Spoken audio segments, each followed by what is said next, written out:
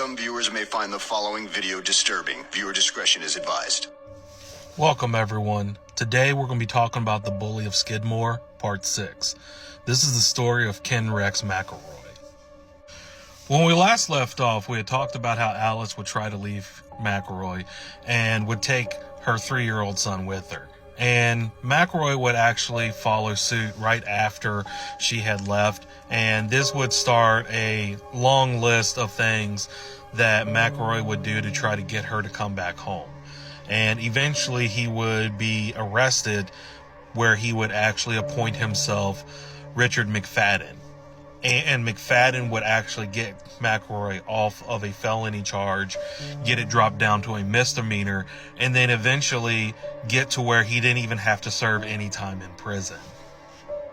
Now, around the time that this stuff was going on, McElroy had moved in Trina McLeod into his residence because he had gotten her pregnant at 14 years old.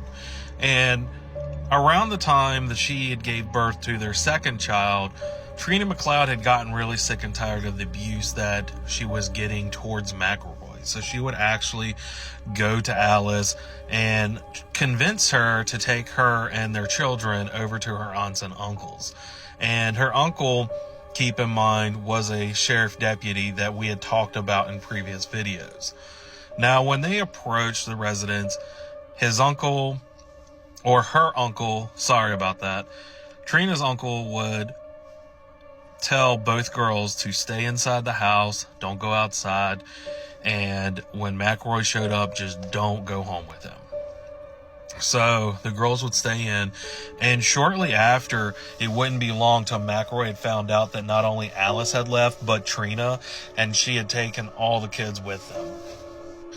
It is said that Ken McElroy would show up to the residence with shotgun in hand, and he would cock the 12-gauge shotgun and scream out in the night, "Come out here, you fucking bitches, before I blow you and your goddamn brains out." At which point, the aunt and uncle tried to tell Ken McElroy they were not coming outside, they were not going with him, and he needed to run on along before the cops were called. And we don't know why, but Ken McElroy has been known to be a very charming individual, and he had convinced within that night not only Trina but Alice to get in the truck with him and take them home. There, he would actually take Alice into the back room and he would beat her till she was black and blue for trying to leave him a second time. Trina McLeod would not be so lucky. It is said that after he was done beating Alice, he would go into the room where Trina was and at gunpoint would hold the 12-gauge shotgun at Trina's face and would there proceed to grape her. The next following day, however, it got a lot worse. At this point in time, Trina McLeod's parents had bought a brand new dog and a brand new house to replace the dog that Ken McElroy had shot in the house that he had burned down when he was confronted about the relationship between him and Trina McLeod. So the next following morning, Ken McElroy would get in his truck and he would make Trina and Alice both get in the truck with him. There he would drive to Trina McElroy's parents' house, and there he would shoot and kill their second dog and burn their second house down. At this point, Trina McLeod's parents were pretty terrified of Ken McElroy, and it is at this point that they pretty much abandoned Trina and fled the state of Missouri.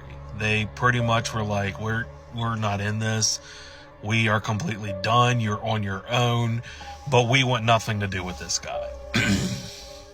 After the events of what conspired at this point, Trina McLeod was still not done. Surprisingly, she was still trying to do whatever she could to get out of the relationship with Ken McElroy. It is also noted, if you hadn't picked up on this before, a lot of his women suffered from Stockholm Syndrome. 2 days after the fact that Trina had visibly witnessed her parents' house being burned down and their family dog being shot, she would actually have a checkup at a local doctor's appointment. And nothing is said what brought this on, but when she got into the doctor's appointment, there she would tell her doctor in confidence that not only had Ken McElroy been sexually assaulting her, but would also talk about the beatings and the treatment of not just herself, but Alice as well. And after that doctor's appointment, the doctor would actually make a phone call to Child Protective Services, where they would actually take Ken McElroy and they would tell him that she no longer could live at that residence. And the Child Protective Services would actually take Trina McLeod out of the residence. And it's not said what happened to Alice. I think she stayed at the home during this time. But Trina McLeod, because she was right around 15 years old, she was still a minor, so they took and put her in foster care. So around the fall of 1973, CPS would actually put Trina McLeod in foster care. And at this point in time, they would be building a case of child molestation against Ken McElroy. And during this time, Ken McElroy would be doing what he had done with Alice and people before. He would stalk the foster care family by parking outside in front of their house every single day. He would also call on a daily basis and would call and tell them and Trina to drop the charges, and if they did not, that there would be consequences. But they would move forward with the trial, and that trial would begin in November of 1973. But they would run into a problem in the beginning of that trial in 1973.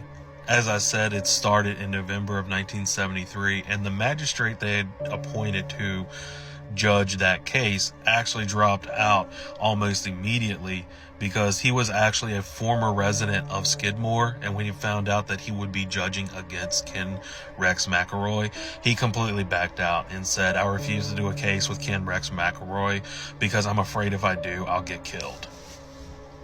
They would then appoint Magistrate Clark Gore to oversee and judge the case, and he was not afraid as McElroy as the previous one. In fact, he began by putting about 8 or 9 child molestation charges against Ken Rex McElroy. And this case would actually start around November of 1974. Now, around the time that the court proceedings were going ahead, the foster care would actually put Trina McLeod in custody of her grandparents' home. And it is at this point that Trina would make a decision that she would later say she regretted doing. But shortly after being put in the custody of her grandparents, she would actually take the phone and call Ken Rex McElroy and ask him to come pick her up. McElroy would later call McFadden, and he would ask, "If I marry Trina McLeod, will she not be able to testify against me in court?" And McFadden was a little bit hesitant about this decision, but he would tell McElroy, "Yes, if you marry Trina McLeod, she can't testify against you in court. But there is a loophole to this law. She can, however, talk about crimes that you've committed." But McElroy took a gamble, and not only would he decide to marry Trina McLeod, but he would also make her sign a contract that after she had married him, that she would not testify against him in court, and that she would do everything to drop all charges. And McElroy would actually go and call up his previous wife, Sharon, that he had still been married to during this time, and asked her for a divorce.